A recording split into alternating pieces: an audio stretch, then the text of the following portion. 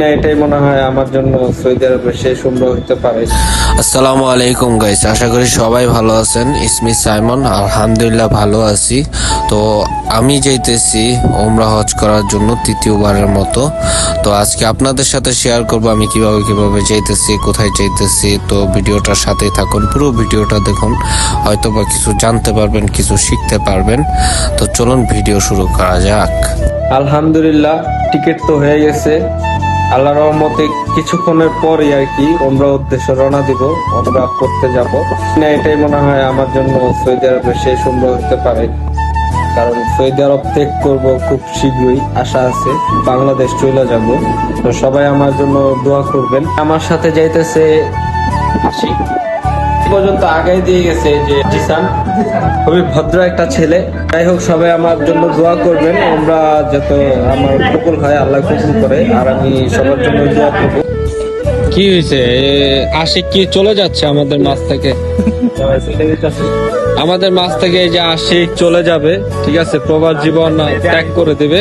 তো সবাই এই আশিকের জন্য দোয়া করবেন। জিসানও কিছুদিনের ভিতরে চলে যাবে, আর আমি তো আছি, আমি তো যাবোই ইনশাআল্লাহ। তো যাই হোক, দেখতে দেখতে গাড়ি চলে আসো, গাড়িতে উঠবো। এখন উঠলাম, ওঠার পরে এই যে গাড়ির পরিবেশ, আসলে খুব সুন্দর একটা পরিবেশ। ঢাকা শহরের মতো না, কোনো লোকাল বাস না, খুব পরিষ্কার পরিচ্ছন্ন থাকে।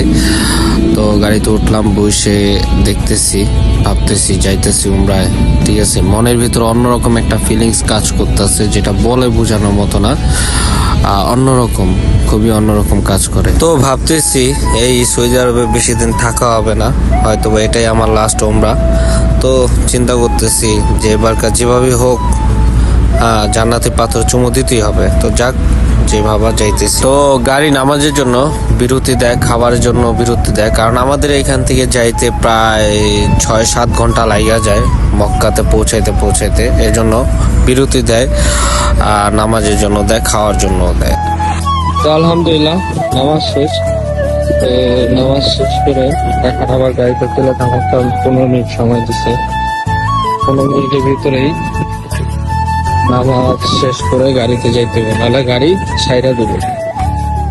এই জন্য গাড়িতে যেতেছে। আমাদের হচ্ছে লাল গাড়ি। আর একটা বিষয়, একা একা ওমরা হজ করতে আসলে অবশ্যই গাড়ির নাম্বারটা একটা ছবি তুলে রাখবেন, আর টিকিট তো থাকবেই, পারলে ড্রাইভারের নাম্বারটাও নিয়ে রাখবেন, কারণ বলা যায় না, যদি গাড়ি আপনাকে ছাইরা চলে যায় সেক্ষেত্রে মানে সেফটির জন্য আর কি আপনার নাম্বার আর মোবাইল নাম্বার এই দুইটাই রাখতে হবে ড্রাইভারের।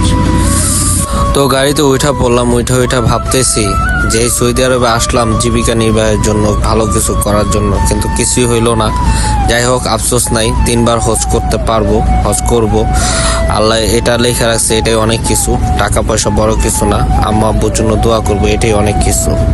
তো এই জিনিসটা আমি দেখা বলে এটা কি, কিন্তু পরে দেখতে পারলাম এটা টয়লেট।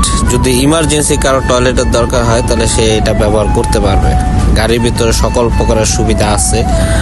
দেশে থাকতে টাকা কি জিনিস সেটা মূল্য বুঝতাম না, কিন্তু এই দেশে এসা টাকার মূল্যটা অনেক বুঝতে পারছি। মানুষের ব্যবহার, মানুষের ভালোবাসা, অনেক কিছু বুঝতে পারছি, অনেক কিছু শিখাইছে। আসলে টাকা ছাড়া কারো কাছে কোনো মূল্য নাই, এটা সবাই জানেন, কিন্তু এই দেশে আসলে একদম হারে হারে টের পাওয়া যাবেন। তাই ভাই বলি, টাকা কামান, ঠিক আছে, নারীর পিছনে দৌড়ায়েন না, নিজের পিছনে দৌড়ান, নিজেকে সময় দেন, টাকা কামান, টাকাই সব কিছু এখন।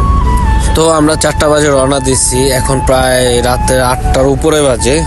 খিদাও লাগিয়ে গেছে, কিছু খাইতে হইব, হয়তো বা সামনে গাড়িটা থামাইবো, খাবারের জন্য, রেস্টের জন্য একটু সময় দিব, নামাজের জন্য সময় দিব। তো খাবারের ফাঁকে প্রথমে নামাজটা পড়ে নেব, মাগরিবের নামাজটাও পড়ে নেব, আর এশার নামাজটাও পড়ে নিতে হইব, কারণ মাগরিবের নামাজের সময় প্রায় চলে যাইতেছে, আর এশার আজানও দিয়ে দিব, আর বেশি সময় নাই। তো নামাজটা পড়ে নিতে হইব। তো তাড়াতাড়ি করে চলে গেলাম টয়লেটের দিকে, যাও টয়লেট মালেট করে ফ্রেশ ট্রেশ হয়ে উজু করে নিব, তারপরে নামাজটা আদায় করে নেব, তারপরে খাবারের পর্ব। তো এই মাত্র নামাজ শেষ হয়ে গেল, এখন কিছু খাওয়া দাওয়া করবো আমরা। আসলে ভাই ব্লগ তো করি নাই, মানে করতেছি, বুঝি না ব্লকের হিসাব। ব্লগ করতে হলে তো সবকিছু দেওয়া যায়, আর নামাজ পড়ছি এটা তো আর দেখান যায় নাই। তো দেখি খাবার আপনাদের কি খাই আমরা, দেখান যায় কিনা। তো এটা হচ্ছে খ্যাফসা, সৌদি আরবের ফেমাস খ্যাফসা। এটাই সচরাচর চলে বেশি, এটাই সবাই খায়। তো আমরাও খ্যাপসা নিয়ে নিলাম, প্রায় 30 রিয়াল লাগলো এই খ্যাপসাটা। আমরা খাইতেছিলাম পাশে অল্লগে মজা লইতাছিলাম, কারণ ভাই মজা না নিলে চলে না। মজ মাস্তি থাকবোই লাইফে, লইতে হইব, চলতে হইব, মন ভালো রাখার জন্য মজা করতে হইব। তো এটা রক্তের সাথে মিশে গেছে, মজা তো থাকবোই। তো খাইলাম, নিলাম, কিন্তু এখানে দাম অতিরিক্ত, মানুষকে ঠেকায় দাম রাখে, মানে বাংলাদেশের মতোই প্রায় সেম যে ঠেকায় ঠোকায় রাখে, এরকমই ঠেকায় ঠোকায় রাখতেছে। খাবার মোটামুটি ভালোই, খারাপ না। খাইলাম, খিদা তো পেটে, কিন্তু খায়া ফেললাম, ভালোই লাগলো, একটুও রাখি নাই, খাইলাম, অনেক টেস্ট হলো।